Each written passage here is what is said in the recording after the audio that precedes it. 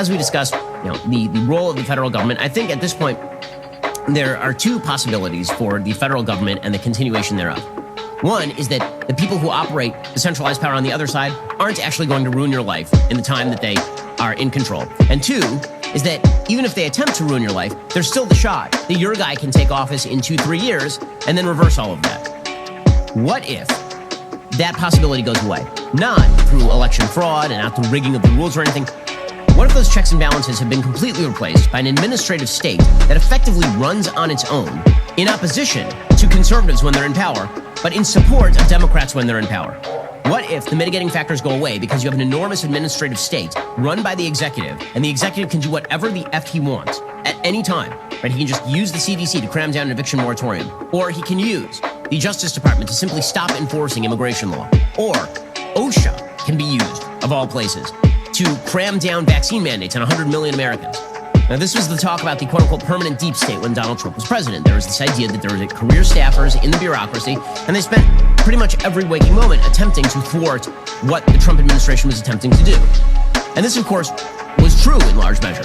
The quote-unquote deep state, it's not a conspiracy. It's just the idea that you have a bunch of staffers who are in positions of power who feel that they have an overall allegiance to the institution for which they work, and they interpret that allegiance as, we have a mission in this particular institution, and no president is allowed to override that allegiance. So you effectively have an independent body of actors who just happen to align pretty heavily with people inside the Democratic Party.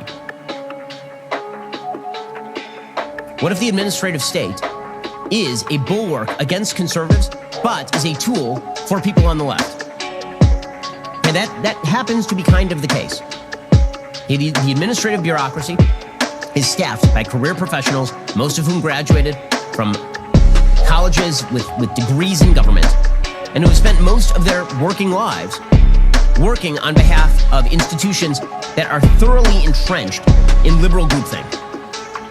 The reason that I keep coming back to the centralizing point about the administrative bureaucracy is because if the country breaks, it is going to be because there is no incentive structure for people to stay within the structure. You have to give people something if you want them to remain inside a structure that takes 40% of their money, 30% of their money, and restricts every area of their life. There has to be some guarantee on the other end. And the guarantee on the other end cannot simply be that people you disagree with are going to govern every aspect of your life. It is why people are seeing movement to red states as an escape. They are seeing it as a way of avoiding blue state governance. They're moving for a reason. The sorting is happening.